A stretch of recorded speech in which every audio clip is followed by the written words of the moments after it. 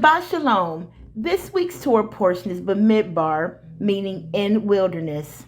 It's taken from Numbers chapter 1, verses 1 through chapter 4, verse 20. Hosea chapter 2, verses 1 through 22. Psalms chapters 90 through 91. And Matthew chapter 4, verses 1 through 17. Throughout the scriptures, we read about many accounts of people who have had experiences in the wilderness. In those experiences, people faced hardships such as hunger, sickness, war, contentions, feelings of being alone, spiritual testing, and even the possibility of death.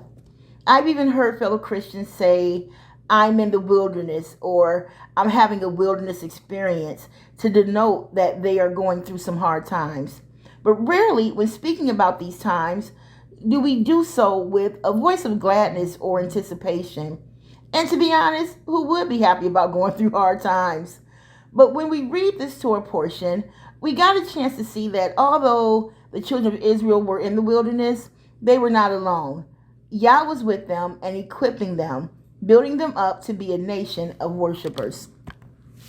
Throughout this Torah portion, Yah is instructing Moses and Aaron on how he wants the congregation of Israel to operate on matters such as choosing leaders, how the tribes should be situated next to each other, how the Levites should be dealt with, and how the service of the tabernacle should be. This Torah portion takes place 2 years after Israel left Egypt, and this is the first day of the second month, which just so happens to be the month we're in now of Iyar. And we know that this month is associated with the tribe of Issachar, which means he will bring reward. Now, reading Numbers chapter 1, verse 2 through 4, it says, "Take a census of all the congregation of the children of Israel, by their families, by their fathers' houses, according to the number of names, every male individually, from 20 years old and above, all who are able to go to war in Israel.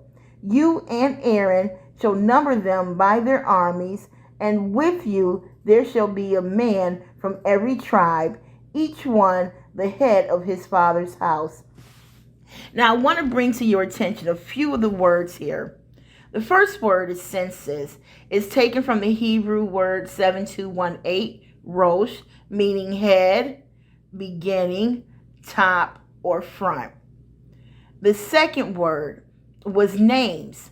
It is the Hebrew word 8034, Shem, which of course has various meanings, but the one that I want to bring out is a mark. The third word was war, and it is the Hebrew word 6635, savah, meaning hardship, to serve, worship, and appointed time.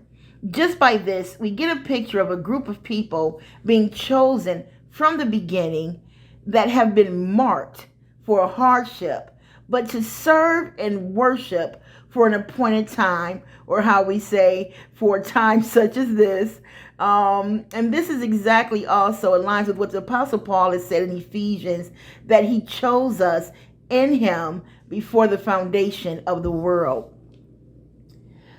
When we continue reading, we see that Yah himself also chooses 12 men, one from each of the tribes of Israel, to be with Moses and Aaron to serve as leaders of their individual tribes. Going down to verse 17 of this same chapter, it reads, "Then Moses and Aaron took these men who had been mentioned by name," verse 18, "and they assembled all the congregation together on the first day of the second month, and they recited their ancestry by families, by their fathers' houses, according to the number of names, from 20 years of old and above, each one individually." Now, going down to verse 19, it says, "As the Lord commanded Moses, so he numbered them in the wilderness of Sinai." And verse 20, "Now the children of Reuben, Israel's oldest son, their genealogies by their families, by their fathers' houses, according to the number of names, every male individually from 20 years old and above, all who were able to go to war. There's a few more words that I would like for you to consider. The first word, men, is the Hebrew word 376, ish, meaning man, champion, him that is, and husband. The second word is mentioned. It's the Hebrew word 5344, nakav, meaning appointed, chosen, pierced. The third word is genealogies. It's the Hebrew word 8435, toledo, and its root word is 3205, yalad, meaning to be delivered, to be born, descendant. We can clearly see the picture of Yeshua's sacrifice, and because of that sacrifice, we were delivered from the curse of the law, which was death, that was placed on us through the original sin of Adam, to be born again now under Yeshua, the second Adam, and now we can be called his descendants. Skipping down to verse 47 of this same chapter, it reads as follows: But the Levites were not numbered among them by their father's tribe. And we ask, why was that? And we're answered this in chapter 3, going to verse 11. It says, Then the Lord spoke to Moses, saying, verse 12, Now behold, I myself have taken the Levites from among the children of Israel, instead of every firstborn who opens the womb among the children of Israel. Therefore, the Levites shall be mine. Verse 13, because all the firstborn are mine. On the day that I struck all the firstborn in the land of Egypt, I sanctified to myself all the firstborn in Israel, both man and beast. They shall be mine. I am the Lord. So Yah said that they were his. And I know you're probably thinking, well, don't we all belong to him?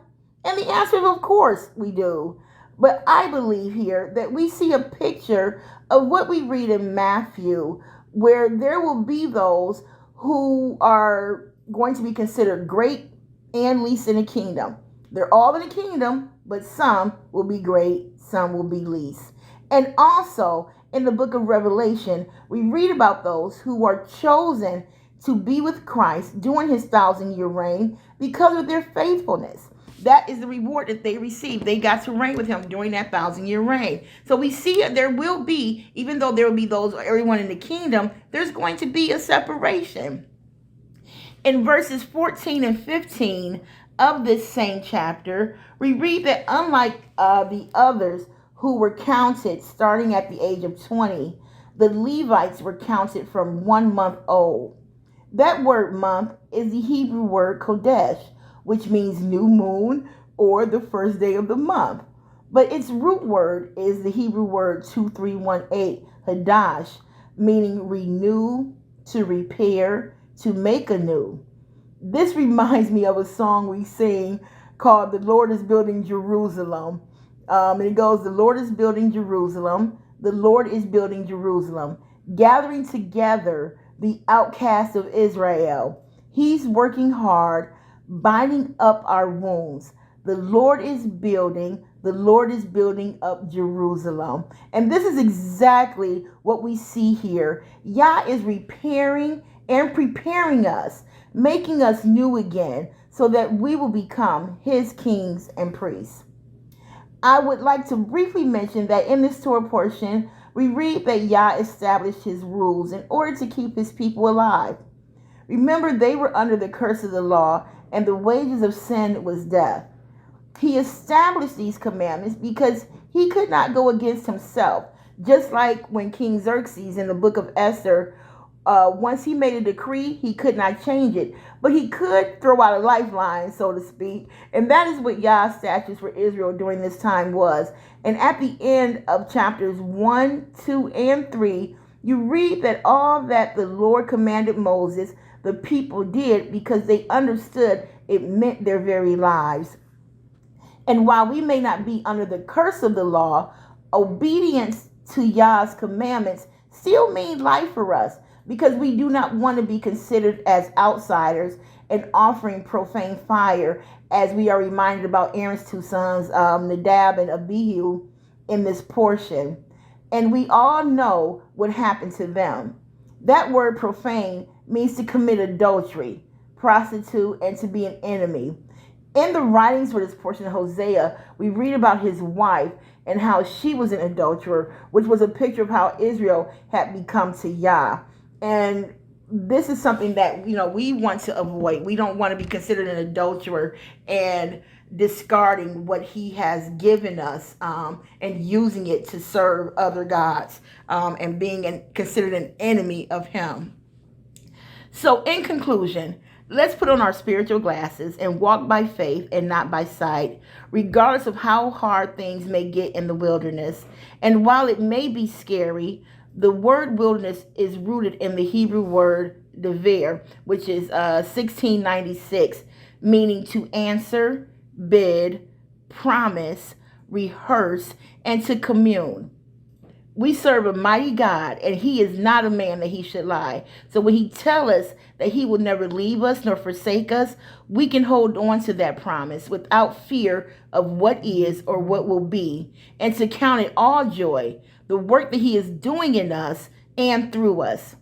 Be encouraged, knowing that he is bringing our reward. Eyes have not seen, and ears have not heard, nor have entered into the heart of man the things which God has prepared for those who love him. Shabbat Shalom.